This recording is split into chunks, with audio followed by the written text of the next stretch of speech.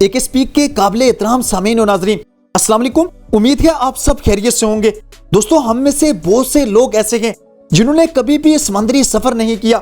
समंदरी सफर का मजा और उसका लुत्फ वही लोग जानते हैं जो ये सफर कर चुके हैं। ये तजर्बा हर किसी ने नहीं किया, इसलिए अगर कोई मुसीबत आ जाए तो कैसे जान बचाई जाएगी, ये भी एक मुश्किल तरीन अमल होता है। दोस्तों, हमारी आज की कहानी है यकीन के सफर की।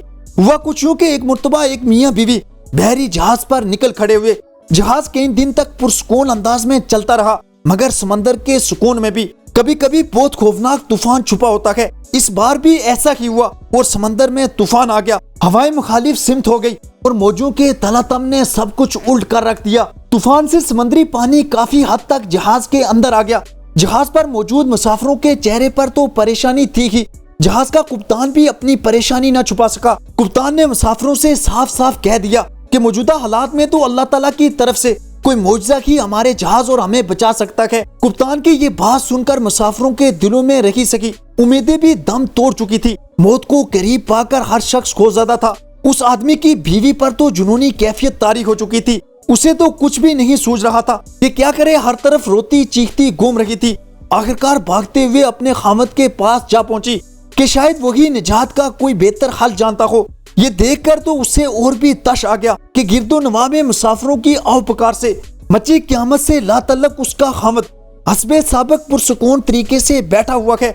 बीवी ने जाकर उसके हाथ से अखबार छीना और बोली, तुम किस किस्म के इंसान हो? मौत सर पर खड़ी है और तुम्हें अखबार पढ़ने की पड़ी है।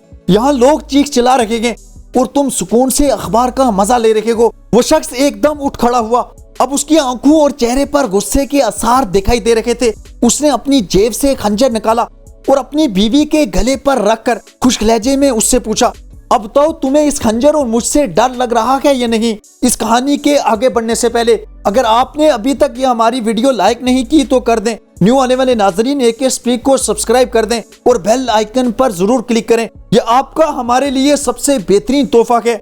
बीवी ने खामद के चेहरे पर आई खूंखारी को नजरअंदाज करते हुए कहा, बिल्कुल नहीं। खामद ने पूछा, क्यों नहीं लग रहा डर, जबकि ये खंजर तुम्हारी गर्दन पर टिका है और तुम किसी भी वक्त जान से हाथ धो सकती हो। औरत बोली, क्योंकि ये खंजर तुम्हारे हाथों में है और मुझे यकीन है तुम मुझे कभी भी नहीं मारोगे।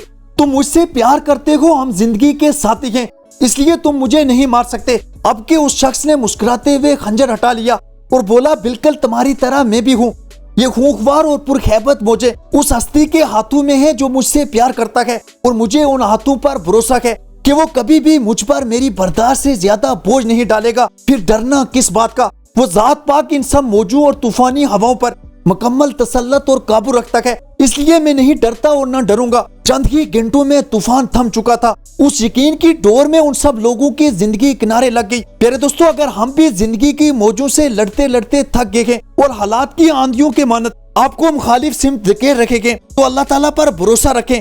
वो हर आंधी तूफान पर मुकम्मल इख्तियार रखता है। आपके दिन भी जरूर फिरेंगे, बात सिर्फ उस पर यकीन की है। कमेंट सेक्शन में ये जरूर बताइएगा आपको ये हमारी कहानी कैसी लगी। आखिर तक हमारा साथ देने का बहुत शुक्रिया। खुश रखें और खुशियां बांटें, यही इस आर्जी जिंदगी का हुस्न है। शुक्रिया।